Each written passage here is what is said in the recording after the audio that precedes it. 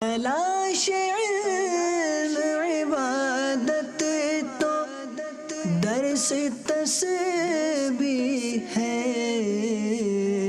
جہاد جستجو علم یہ بلندی ہے۔ الحمدللہ رب العالمین والصلاة والسلام على سید المرسلین، اما بعد فاعوذ باللہ من الشیطان الرجیم، بسم اللہ الرحمن الرحیم، الصلاة والسلام علیکہ یا رسول اللہ وعلی آلک واصحابک یا حبیب اللہ، الصلاة والسلام علیکہ یا نبی اللہ وعلى آلك وصحابك يا نور اللہ۔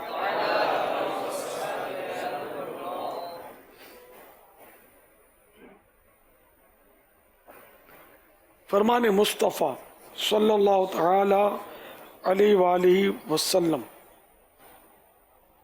جس سے یہ پسند ہو کہ اللہ تبارک و تعالی کی بارگاہ میں پیش ہوتے وقت اللہ پاک اس سے راضی ہو، اسے چاہیے کہ مجھ پر کثرت سے درود شریف پڑھے۔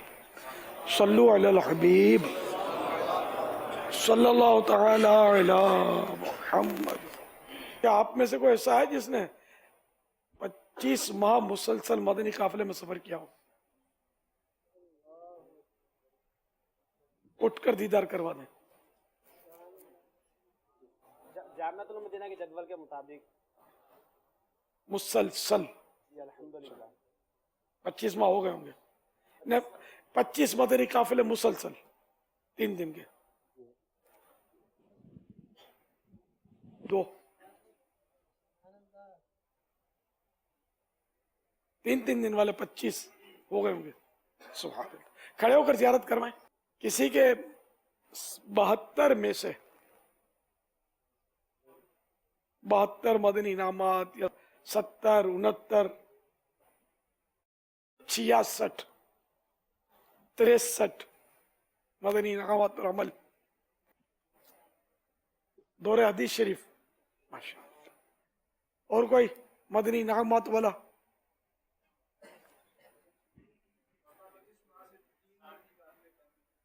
آپ کے؟ اچھا، 25 ماہ سے 3 مدنی قافلے کم ہیں۔ اب مگر یو کے میں ہیں اور یہ اتنے مدنی قافلے ہیں، دے دینا چاہیے۔ چلو، اب مدینے کے کھجور ہیں میرے جیب میں۔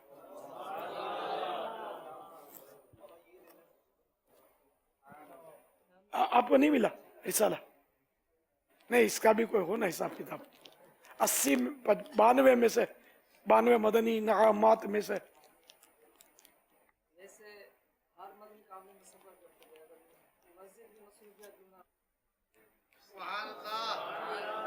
کھجوران مدینہ۔ صلو علی الحبیب صلی اللہ علیہ وسلم۔ آپ سے عرض یہ ہے کہ جس طرح بزرگان دین ماشاءاللہ عز و جل ان کا علم بڑھتا جاتا تھا تو ان کا تقوی اور پرہیزگار بھی بڑھتا جاتا تھا، اور ہم لوگوں میں جس طرح دنیا یعنی کہ درجے بڑھتے جا رہے ہیں اس حوالے سے علم نہیں بڑھ رہا، اور ان کے اندر علم کے حوالے سے بھی بہت زیادہ جستجو ہوا کرتی تھی، راتوں کو بھی جاگا کرتے تھے، اور ہم تھوڑا سا پڑھنے بیٹھتے ہیں تو نیند بہت زیادہ آ جاتی ہے، درجے میں بھی نیند آتی ہے۔ تو ایک تو علم دین حاصل کرنے میں جستجو اس طرح زیادہ بڑھے، اور تقوی و پرہیزگاری کس طرح ملے، اس کے بارے میں ارشاد فرما دیجیے جزاک اللہ خیرہ۔ علم حاصل کرتے ہیں لیکن تقوی پیدا نہیں ہوتا، یوں شاید اس طرح کا ہے نا سوال آپ کا، اور پھر وہ نیندیں چڑھنا اور دل نہ لگنا وغیرہ وغیرہ، یہ آفات تو ہیں۔ وہ احیاء العلوم میں ایک حکایت ہے جس کا مفہوم جو میں سمجھ سکا ہوں وہ یہ تھا کہ جیسا بیج ہوگا ویسا پھل آئے گا۔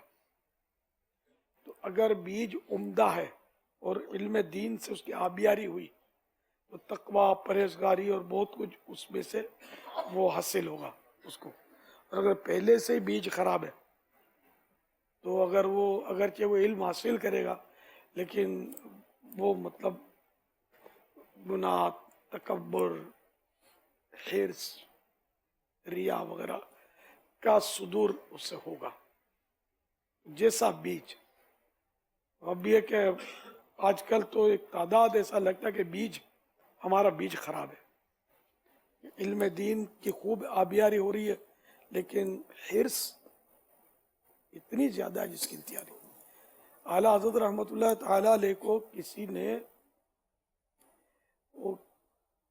فتویٰ طلب کیا اور اس طرح کا فرمایا، عرض اس نے لکھا تھا کہ اس کے جو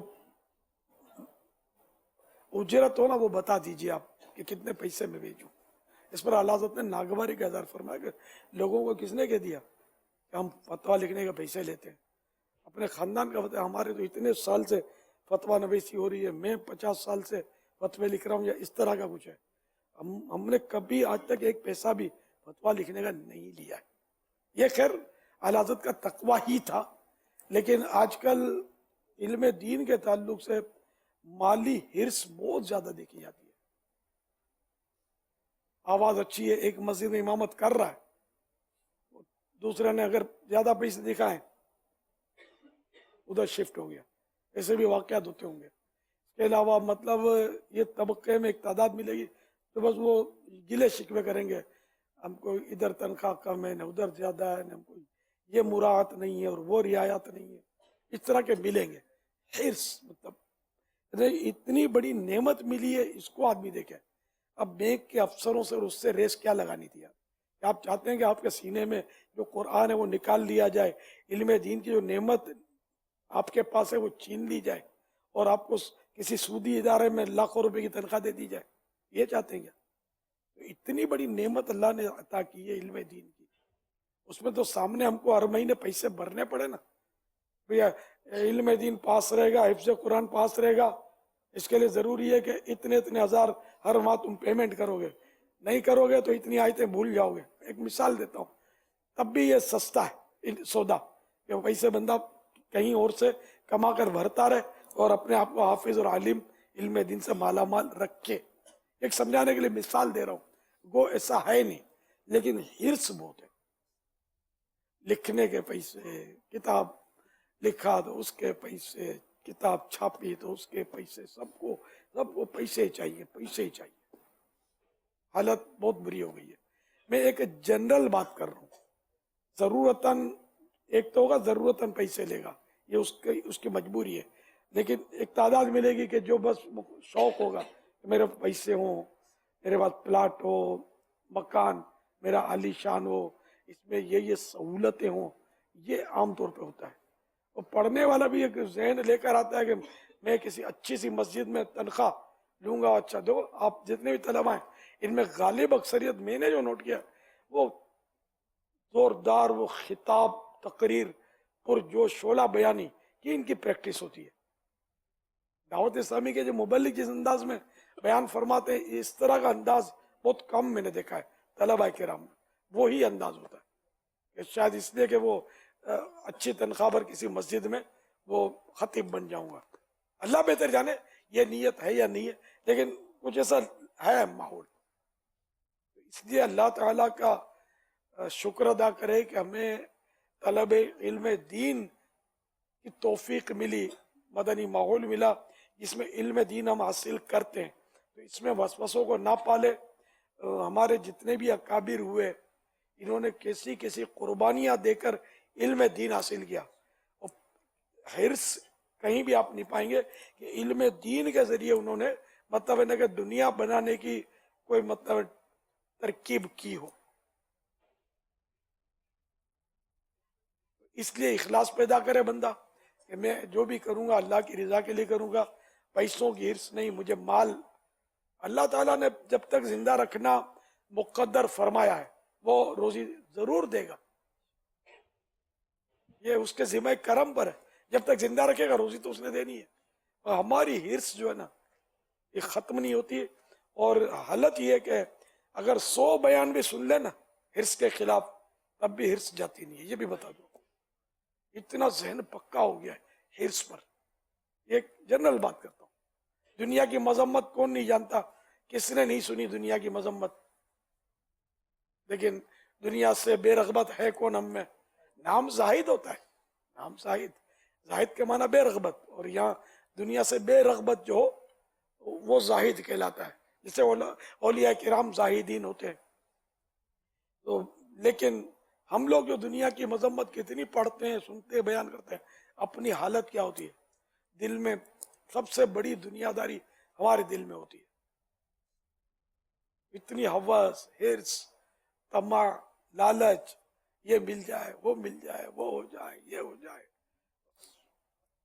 مفت کا مل جائے. ارے جیسے کہ میں نے ایک بات ہے کہ ابھی رسالے حاضر کیے، میں پوچھوں گا نہیں کہ آپ لوگوں نے خریدے تھے کہ نہیں. ایک مثال ہے، ہمارے یہ ہوتا ہے رسالہ کتاب مل جائے مفت میں تو ٹھیک ہے، پڑھنے کا جذبہ پڑھ لوں گا. خریدنا، اس کا ذہن آپ کو ایک تعداد ہے جن کا نہیں ملے گا، اور یہی ہرس ہوگی کہ یار کوئی مفت دے دے مجھے کتاب، تحفے میں دے دے، پڑھیں گے. یار خریدنے کا ذہن نہیں، خریدنے میں پیسے لگتے ہیں. ہرس یعنی ایک تو وہ طبقہ ہے کہ جس کے پاس بیچاروں کے پاس پیسے ہی نہیں ہوتے. طلباء کرام کے پاس عام طور پر اتنے پیسے نہیں ہوتے کہ وہ بیچارے خرید سکیں، کیونکہ علم دین کی طرف آنے والوں میں بھی غریب طبقہ ہی اپنے کو زیادہ ملے گا. مالداروں کے جو بچے ہوتے ہیں یہ تو مشنریز اسکولز اور پتہ نہیں کہاں کہاں یہ پڑھتے ہیں، باہر ملکوں میں پڑھتے ہیں. غریب یہ مولاناؤں کے کھاتے میں آتے ہیں زیادہ تر. اس لیے میں ایک جنرل بات کرتا ہوں. لیکن دعوت اسلامی میں ایسے طلباء کرام ہوتے ہیں کہ جن کے ماں باپ کھاتے پیتے ہوتے ہیں اور ان کو اچھی خاصی جیب خرچی بھی دیتے ہوں گے، لیکن وہی کہ میں نے کہا مزاج کہ مجھے تحفے میں ملے گا تو میں پڑھوں گا، خرید کر نہیں پڑھوں گا. حالانکہ میں یہ ذہن دیتا ہوں کہ تحفے میں ملا جزاک اللہ، اس کو کہہ دیں آپ لے لیں اور اپنے مطالعے کے لیے خریدیں وہی کتاب، اور یہ کسی اور کو آپ تحفے میں دے دیں، آپ اس کی برکت انشاءاللہ دیکھیں گے. کیونکہ یہاں آپ نے قربانی دی نا، ایک اپنی جیب سے خرچ کیا، اب وہ جی چاہے گا کہ یار اس کو کھول کے پڑھوں میں. اب یار اس پہ خرچہ کیا ہے، یار میں نے اس پہ خرچہ کیا ہے. یہ اگر ممکن ہو، جس کے جیب میں طاقت ہو اس کو تو یہی کرنا چاہیے. مال مفت دل بہرحم والی عادت نہ بنائی جائے. سستی کے حوالے سے جی جو پڑھائی میں دل نہ لگنا، وہ دل نہ لگنا، یہ بھی گناہ، نیتوں کی کمزوریاں، پتہ نہیں کیا کیا، مطلب یعنی ہمارے ساتھ لگا پڑا ہوتا ہے. ہم وہ مخلصین نہیں ہیں کہ جو ہمارے اکابرین، ہمارے اسلاف، ہمارے بزرگان دین جس طرح تن دہی کے ساتھ، نہ ہوائی جہاز تھے، نہ ٹرین تھا، نہ بسیں تھیں، نہ کاریں تھی، لیکن کتنے کتنے سفر کر کے وہ علم دین حاصل کرتے تھے. ہمارے یہاں تو یعنی کوئی مجبوری بھی ہوئی نا تو پہلے یہ دینی معاملات ہیں نا یہ مائنس ہوتے ہیں، دنیاوی معاملات مائنس نہیں ہوتے. سر میں درد ہوا دکان بند نہیں رکھے گا، اجتماع میں نہیں آئے گا. مدن اجتماع میں سر میں دکھ رہا تھا، آج یار بدن سستی تھی، دکان کیا لیٹ گئے تھے؟ دکان میں سب سے پہلے پہنچنا ہے. نوکری پر گئے تھے، بالکل گئے تھے ورنہ تنخواہ کٹ جاتی. تو نہیں آنا تو مدنی دورے میں نہیں آنا، ہفتہ وار اجتماع میں نہیں آنا، نہیں جانا تو مدنی قافلے میں نہیں جانا. یار کچھ نزلہ ہو گیا ہے، مدنی قافلہ مس ہو گیا، مگر دکان مس نہیں ہوگی، نوکری مس نہیں ہوگی. ہے نا یہ تو مطلب انڈرسٹوڈ ہے. میں کوئی جنگل میں جو لوگ ہیں ان کی بات نہیں کرتا، شہریوں کی بات کرتا ہوں. ہم اپنی گھر کی بات کر رہا ہوں. ہمارا ذہن یہ یعنی ثانوی حیثیت ہم دیتے ہیں دینی کاموں کو. معاذ اللہ عمل سے یہی ہے، فرصت ہوئی، ٹائم ہوا، موڈ ہوا تو کر لیا تو کر لیا، ورنہ نہیں. معمولی سی مصروفیت ہوتی ہے، ہفتہ وار اجتماع کی چھٹی ہو جائے گی. معمولی سی مصروفیت ہوگی، دینی کام چھوٹ جائیں گے، مدنی کام چھوٹ جائیں گے، دنیاوی کام بالکل ایک کو ریٹ، اس میں کوئی کمزوری نہیں آئے گی. دکانداری میں کوئی کمزوری نہیں آئے گی جو دکان والا ہوا اس کی. افسوس جذبہ نہیں. صلو علی الحبیب صلی اللہ میرا یہ سوال ہے کہ قرض کی ادائیگی کرنی ہے مگر جن شخص کا قرض ادا کرنا ہے ان کے ایڈریس پتہ ان کا میرے پاس نہیں ہے. نہ وہ تقاضا کرتا ہے, پیسے آپ کے پاس رہ گئے ہیں اس کے, جی اس کی تلاش کریں, اس کے رشتہ دار ہوں, حال اولاد ہو ان کی, یا وہ زندہ ہے نہیں ہے, کچھ پتہ نہیں ہے. میں بابا جان عمان سلالہ سے آیا ہوں, تو وہ مختلف ممالک کے ہیں, وہ پاکستان کے نہیں ہیں, کچھ بنگلہ دیش کے ہیں, کچھ اچھا اچھا, اور مختلف ممالک کے ہیں. کوئی آپ کا رابطہ نہیں ہے ان سے, نہیں, ان سے کوئی رابطہ نہیں ہے. رابطے کی امید؟ بابا جان رابطے کی امید مشکل ہے بہت. اچھا, جی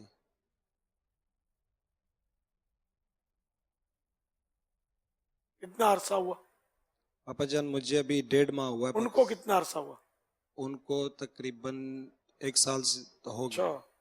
یہ سفر کر گئے ہوں گے یا کچھ اپنے ملک میں جی بابا جان. چلے گئے ہوں گے بیچارے, وہ بھی اپنے قرضے کو یاد کرتے ہوں گے, آپ کو یاد کرتے ہوں گے, یہ ضرور, انہوں نے ہمارے پیسے نہیں دیے. بالکل.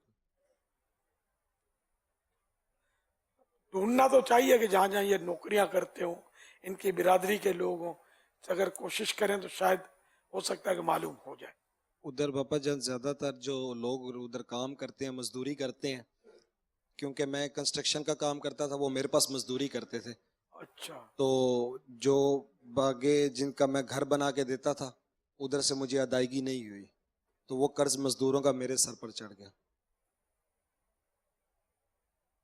اچھا, انہوں نے آپ کو نہیں دیا پیسے؟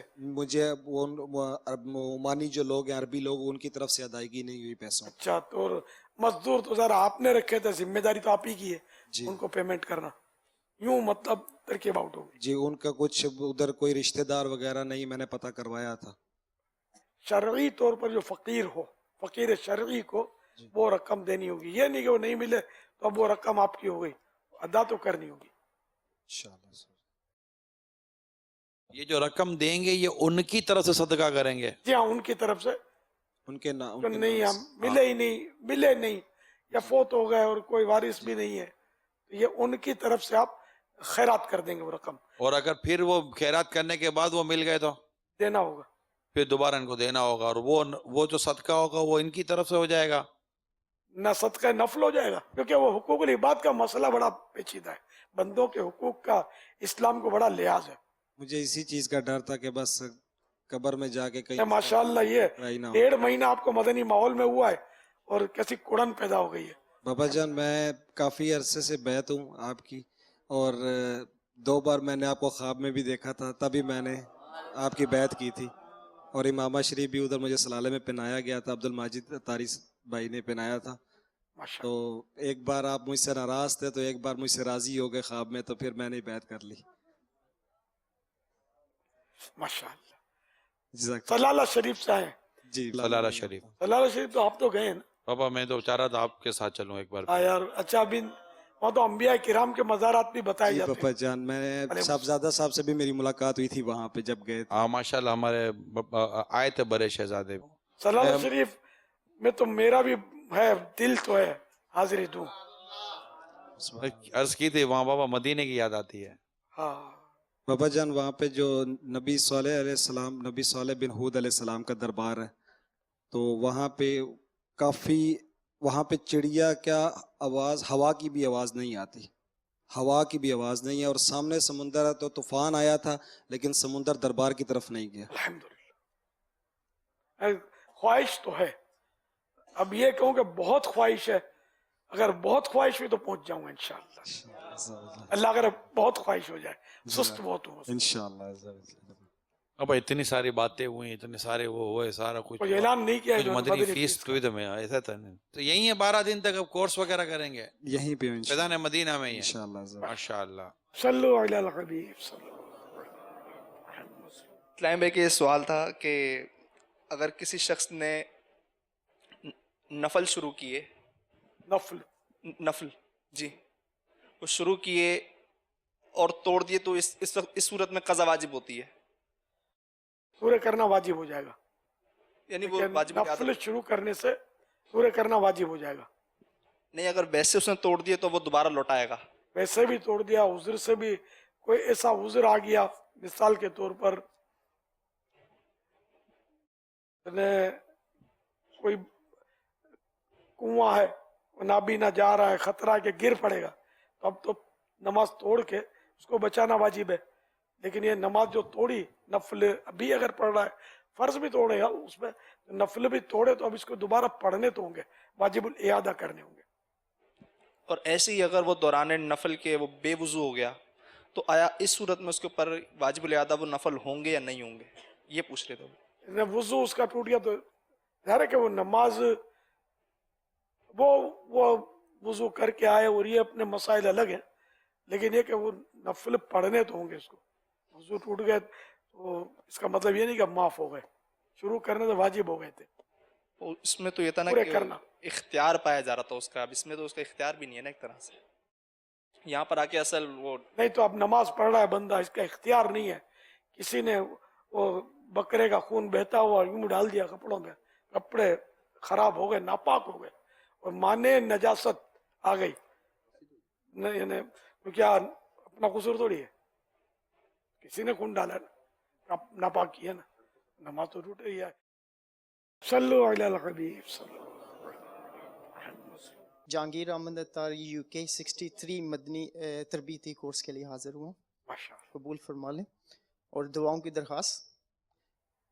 मेरा क्वेश्चन ये था कि अभी जब आप आए तो आपके हाथ में कुछ फैज़ान मदीना के थी बुक्स, माहनामा फैज़ान मदीना था, और आपने खजूज़ भी दिए, तो आपने दिए मदनी इनामात एंड मदनी काफिला, तो आप ये मदनी फूल इरशाद फरमा दें कि ये दोनों बहुत ही अहम हैं, जैसे कि हमने देख भी लिया, तो इनसे से ज़्यादा फ़वाइद किस तरह हासिल किए जा सकते हैं? प्लीज़ कुछ मदनी इरशाद। मदनी काफिला भी मदनी इनाम है एक, लेकिन इसको हम हाईलाइट करते हैं इस मदनी इनाम को, कि इसके फवाइद सब पर शायद जाहिर हो, बहुत फवाइद है।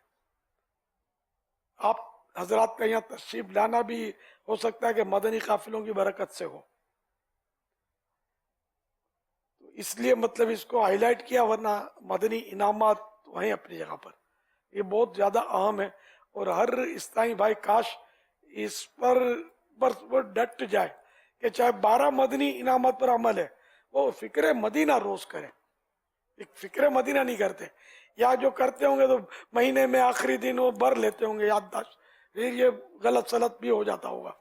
तो रोज करेंगे ना तो एक आदत बनी रहेगी, कम है तो क्यों कम है ये जहन में आएगा कि यार मेरे इतने ही है, नहीं यार अब वो काम यार कल कर लूंगा, हफ्ते वाला जो है ना अभी तक मैंने किया नहीं है, चलो कल कर लूंगा, परसों कर लूंगा। तो इस तरह ये फिक्र मदीना से उसको ये जहन मिलता रहेगा और इस्तिकामत की सूरत बनेगी, वरना फिर इस्तिकामत की सूरत बहुत मुश्किल है। महीने महीने का भरेगा तो भूलेगा बहुत, हाफजा कमजोर, हाजमा कमजोर है।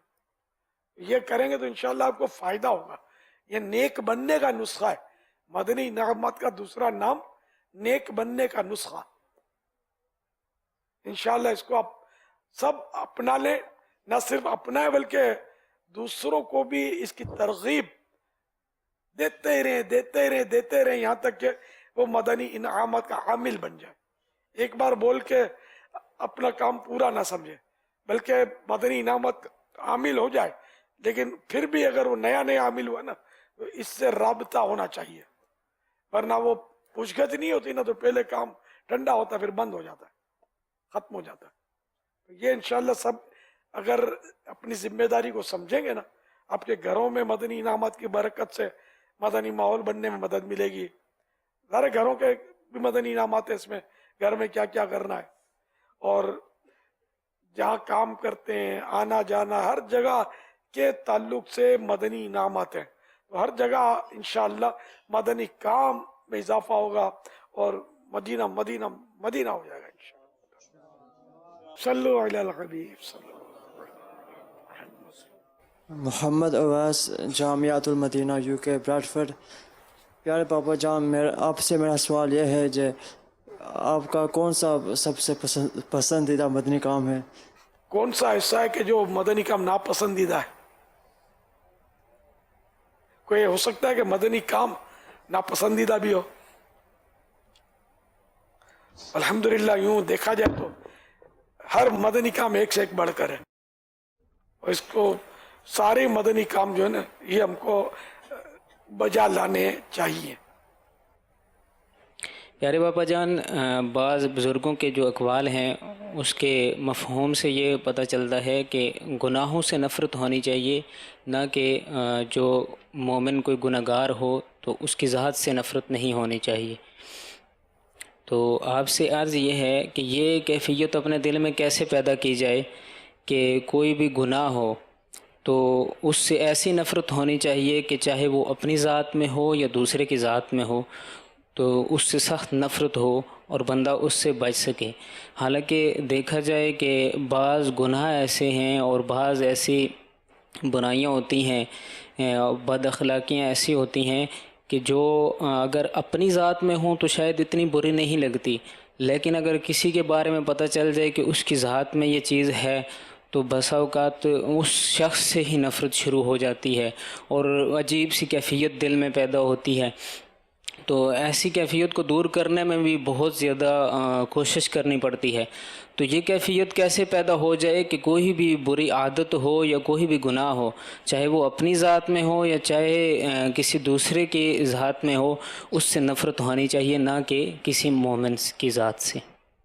इसके लिए कसीर मुताला की हाजत है और इस तरह के उन्वानात, और ये इह्या उलूम में ये उन्वानात मिलेंगे। इंशाअल्लाह इसका मुताला करते रहेंगे और ऐसों की सोबत मिलेगी जो इस तरह की बातें जहाँ सीखने को मिलती हैं, तो इंशाअल्लाह जहन बनेगा। है थोड़ा ये टफ है लेकिन इंशाअल्लाह हो जाएगा, कोशिश करेंगे तो। हालांकि बाज़ ऐसा होता है ना कि बाज़ हराम चीज़ें होती हैं तो वो अगर अपनी ज़ात में भी हो, जैसे अब इस दौर में अगर किसी में गीबत हो, गीबत करने की आदत हो या झूठ बोलने की, तो बस अगर खुद से बोल लेगा तो वो इतना उसको बुरा नहीं लगेगा, समझ गया। लेकिन दूसरा झूठ बोलेगा दांत तोड़ दूंगा उसके, या पता चल जाए कि गीबत की तो उसके खिलाफ हो गए ये, तो फिर कहते हैं जी ये कैसा यानी गुनहगार है, इस तरह के। वजह फरमाए अल्लाह ताला करम फरमाए, अल्लाह करे कि वाकई ऐसा जहन बन जाए जैसा फरमा रहे कि अपने ज़ात में जो बुराई है ना उससे नफरत ज़्यादा होनी चाहिए, क्योंकि अपनी ज़ात में जो बुराई है ना वो जहन्नम में पहुंचाने वाला काम है। दूसरे के अंदर जो बुराई है वो ज़रूरी नहीं कि आपके जहन्नम में जाने का सबब बने। और हालांकि दूसरे का ये होता है कि बाज़ वक़्त पता भी नहीं होता कि उसमें ये चीज़ है भी या नहीं, कन्फर्म भी नहीं हो सकता है, तो फिर भी इस तरह के ख्याल आता। हालांकि अपनी ज़ात में हो तो फिर भी कोशिश भी करें, लेकिन उस गुनाह से वो नफ़रत और वो चीज़ नहीं होती। हालांकि होना ऐसा चाहिए कि ताकि बंदा इन चीज़ों से बच सके। बाज़ औक़ात किसी में अगर बुराई हम देखते भी है ना तो ये मुमकिन है कि इसकी कोई मतलब सही तावील हो उसके पास, इस तरह की बुराइयां भी होती हैं। लेकिन अपनी बुराई को बंदा खूब जानता है कि मेरी नीयत क्या होती है फला काम में।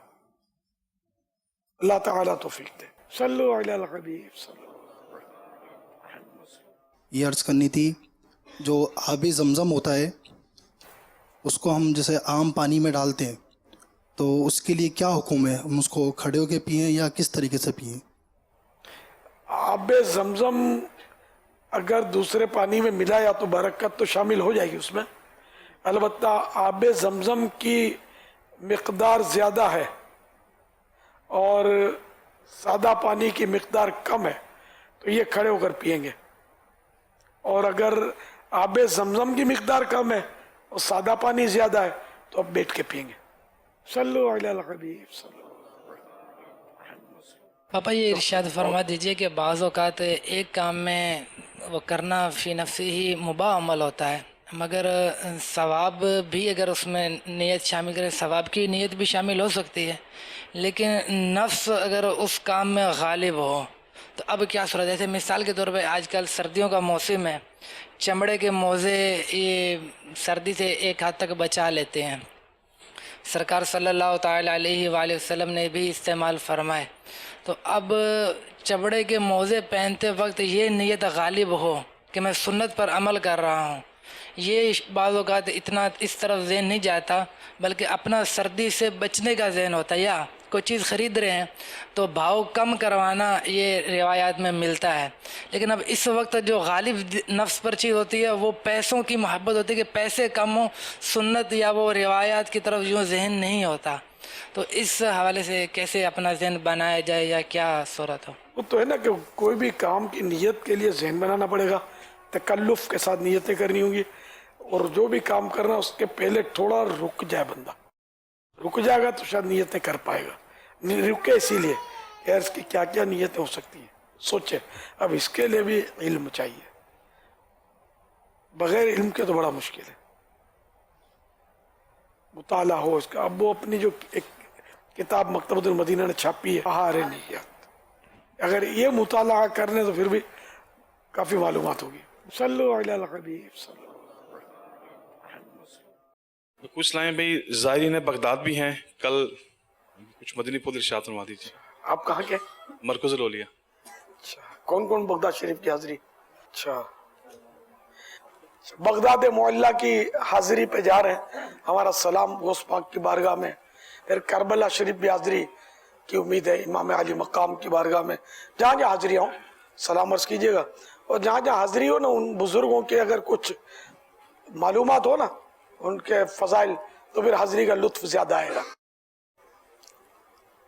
وہاں جا کر آپ کو کتنے دن رہو گے؟ پورا قرآن کریم ختم ہو جائے گا 12 دن میں. چلتے پھرتے رہیں گے نا موقع کم ملے گا.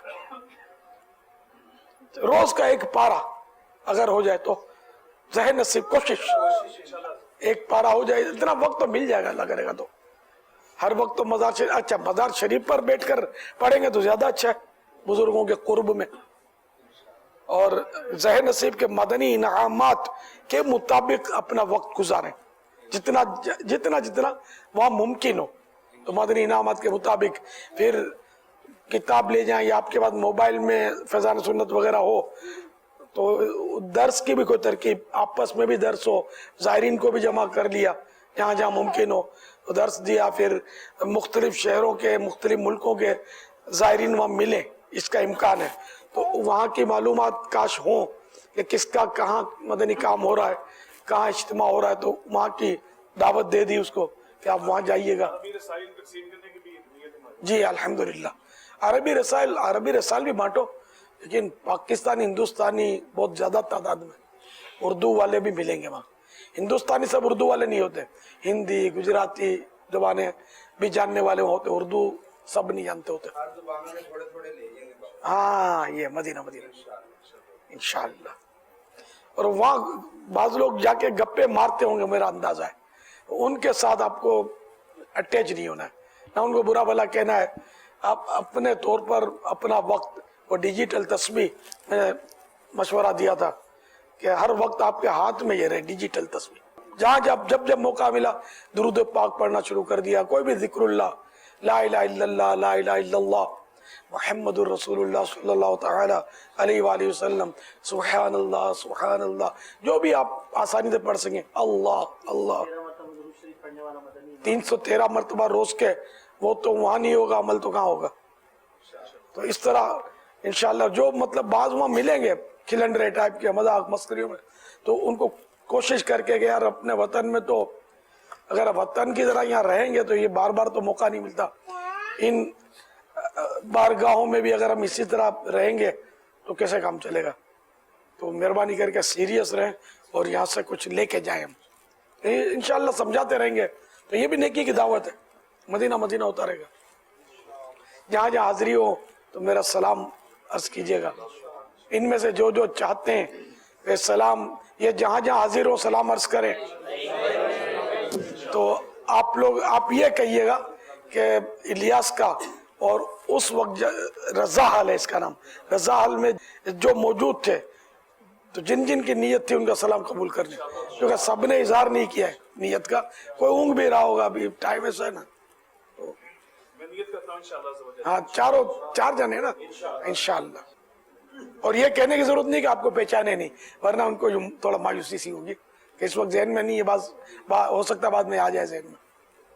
صلو علی الحبیب صلی اللہ تعالی علی محمد.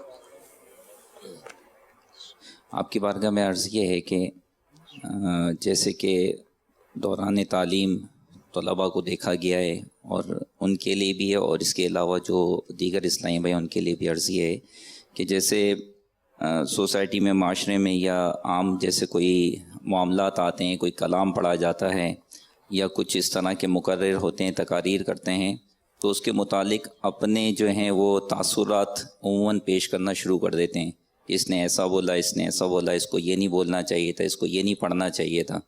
تو ایز اے طالب علم یا ایسے ہی عام جیسے اسلامی بھائی ہیں جو علماء نہیں ہیں، تو ان کے لیے اس وقت کیا مطلب ذہن رکھنا چاہیے، ان کو کیا کرنا چاہیے اس بارے میں، اس طرح کی باتیں اگر عام ہو رہی ہوں تو؟ غلطی اگر کرے بھی نا کوئی تو اس کا آپس میں تذکرہ تو ذرا مفید نہیں ہے، بلکہ جس کی اصلاح کرنی ہے، اگر غلطی ہے، اصلاح پر قدرت ہے تو اس کی اصلاح کر دے، یا کسی ایسے کو بتانا کہ جو اصلاح کر سکتا ہے اور اس نیت سے بتائے تو اس کو بتا دے، جبکہ وہ اس طرح کی غلطی نہ ہو. ہاں ایسی غلطی ہو جس میں کوئی گمراہی کی بات ہو، بد مذہبی کی بات ہو، جس سے لوگوں کو بچانا چاہیے، تو ایسوں کی بات تو کرنے میں حرج نہیں ہے دوسروں سے. تو جیسی بات عام طور پہ ہمارے مبلغین ظاہر سب علماء نہیں ہیں، تو یہ خطا کریں تو ان کو سمجھانا زیادہ مشکل بھی نہیں ہوتا، لیکن مشکل یہی ہے کہ آپس میں بس تبصرے ہوتے ہیں اور اس نے غلطی کی یا نہیں کی اس کا بھی کوئی ثبوت نہیں ہوتا. اتنا علم ہر ایک طالب علم کے پاس تھوڑی ہوتا ہے کہ جو واقعی یہ غلطی ہی اس نے کی ہے. تو اس لیے ایسے یا خصوصاً علماء کی غلطی نکالنا تو بہت خطرناک ہوتا ہے.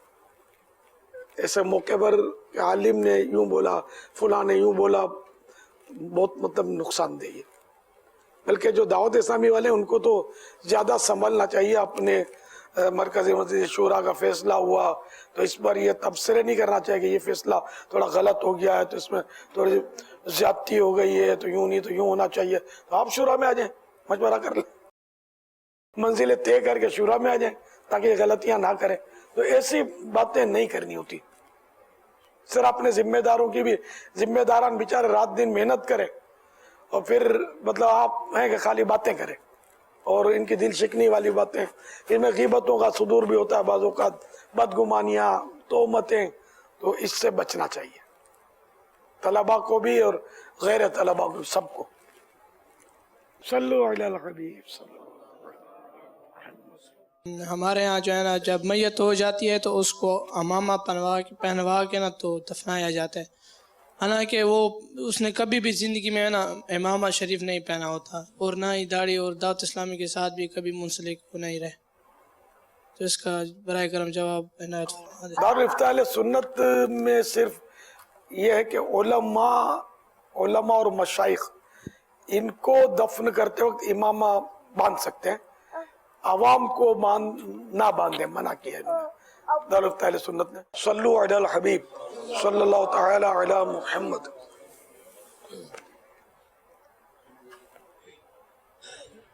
قفل مدینہ لگا رہے گا.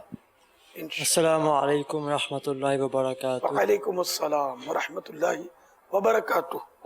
یا سیدی، درود پاک پڑھتے وقت کیا تصور بانٹنا چاہیے؟ چاہے نصیب سرکار صلی اللہ تعالی علیہ وآلہ وسلم کا تصور بند جائے تو سعادت کی بات ہے. ماشاءاللہ.